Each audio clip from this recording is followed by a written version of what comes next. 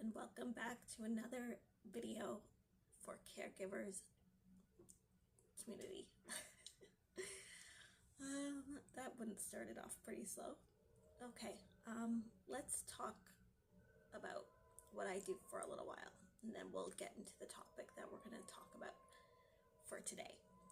I am a caregiver. I've been caring for my mom for almost 3 years now. She has cancer, ovarian stage 3 metastatic cancer. I've been caring for her since she's been diagnosed. I cared for her before that for a few years when she was diagnosed with mental health stuff, and I was also diagnosed with mental health issues and stuff, so we were taking care of each other. I became her full-time caregiver when she got diagnosed with the cancer. And that's how my journey basically has went from being a part-time to an on-call kind of caregiver to being a full-time caregiver for my parent. So today's topic we're going to talk about is caregivers versus doctors. This is a sticky subject because caregivers are with the patient or the loved one for 24/7 probably, and if they're not with them 24/7, they still manage to be around them as much as humanly possible because somebody's got to take care of them. Doctors do the research, do the diagnosis, aren't really mostly impacted by the patient whatsoever. It's more so the caregiver. So the issue that most caregivers and most patients have with the doctors are just the fact that patients aren't being really believed. Doctors basically tell them, okay, trust your gut. Well, from my experience anyways, doctors have told us, trust your gut, go with your gut, tell us what you need. If you see any changes, come back to us, keep it noted, let us know. But then they backfire by saying that certain things are just not possible or true while it's happening to the patient. That I find frustrating as a caregiver because, quite frankly, when something is going on with the patient or the loved one, that they're telling the doctor, this is what's happening to my body, why aren't you believing me? And then having to go back and do their own research to only hand it over to the doctor to show the doctor that these things are actually possible and true is really frustrating because the doctor should just believe you right then and there. And then the fact that the caregiver, the patient, and the doctor have to fight each other just to get their point across and just to get things taken care of is beyond ridiculous to me, but it happens every day. And it happens with a patient and a doctor, or just a patient caregiver and the doctor. What I find is helpful to do is if the doctor is completely ignoring your needs and anything, I know doctors tell us not to do this, but go on Google, research as much articles that are actual legit articles and websites about certain diseases, about certain diagnoses, about certain things that people are, certain medications that people are taking. Research the crap out of it so you can hand it to the doctor, and so the doctor has no way of actually turning you down and saying that it's not possible, because the doctor only does so much research, and it's so frustrating. They only do what research they want to do instead of actually looking further into it. So the frustrating thing about being having to do this is that you have to come in fully equipped with more knowledge than your doctor to hand over to the doctor so they believe what's going on. And sometimes they don't even believe like legit articles that say that these things are possible, because doctors and their egos are so one of the same. I mean, I swear doctors and egos are are just go hand in hand because they want to play God or something. I don't know what doctors. I'm a caregiver, so like my concern is the fact that I want to get my loved one treated properly, and that's all I care about. At the end of the day, it just frustrates me because as a caregiver, especially as a family caregiver, I'm not qualified to like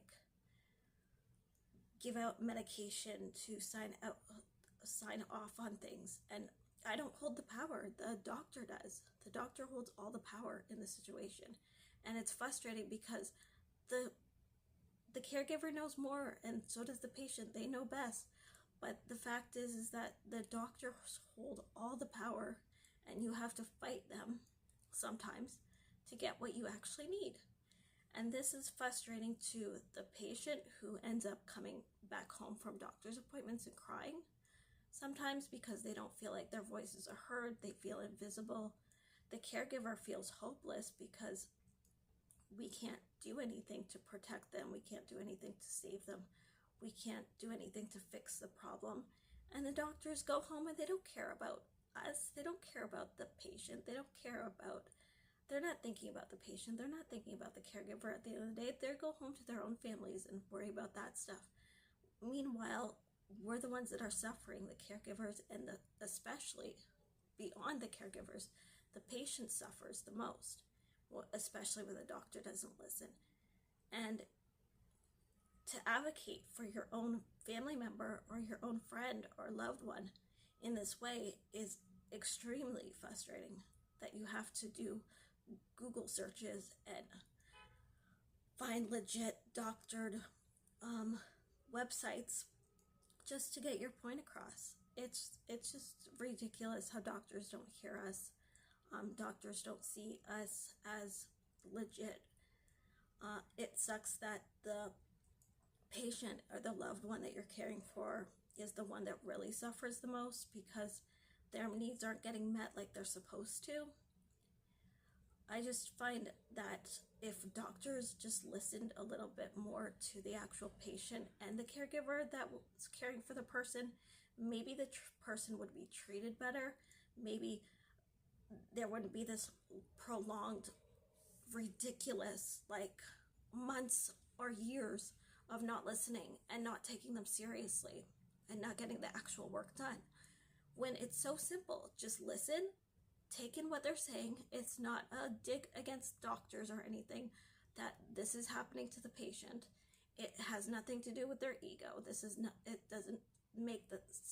doesn't make them less of a doctor if they're seriously just not, if there's something wrong. Like, it doesn't make you less of a doctor. What makes you less of a doctor is if you don't pay attention to what your patient actually needs, and the caregivers that are also validating the patient, that are saying this stuff is actually really happening. I've kept a timeline. I know all of this stuff. And the doctors aren't just listening. If you want to be a better doctor, listen to your patient. Listen to the person that caregives for the person that they love.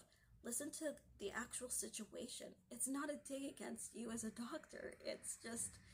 It's about validation. It's about respect. It's about hearing the person and their needs and actually validating them and taking it seriously to the point where you actually write a prescription, or you listen to them, or you don't make them feel like they're invisible, because it's hard enough to fight a disease or a terminal illness or even just physical pain without somebody acknowledging you.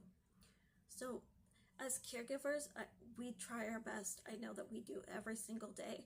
The fact that we have to keep fighting doctors more and more just to get the point across, I find beyond ridiculous, quite frankly, because the doctor should be working with the caregivers. The doctor should be working with the patients. The doctor should be working with us instead of against us. That's the biggest problem. The doctors work against us and not with us. And that is my point of view on, that's my video for today on doctors versus caregivers, or caregivers versus doctors. I think that there's just a big showdown, and I don't think that it's fair unfair to the patient, because the only person that really ends up losing at the end of the day is not the caregiver, it's the patient who ends up like losing the most, because a doctor refuses to work with the caregiver, refuses to work with the patient, and refuses to work with anybody but themselves, because their egos are so big.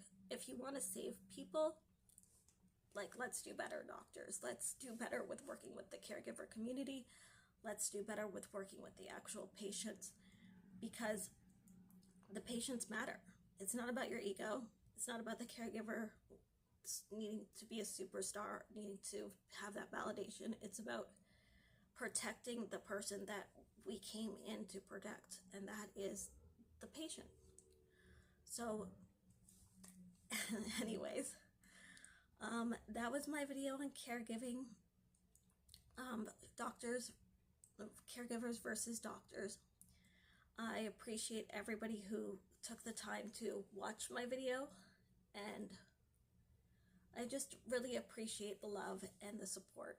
Thank you so much for sticking around and watching this video, and just keep please showing up for my videos, and comment down below if you agree with the doctor and the whole patients and caregivers versus doctors. Tell me about your experiences with doctors as caregivers. Please let me know below if any of this stuff has happened to you before.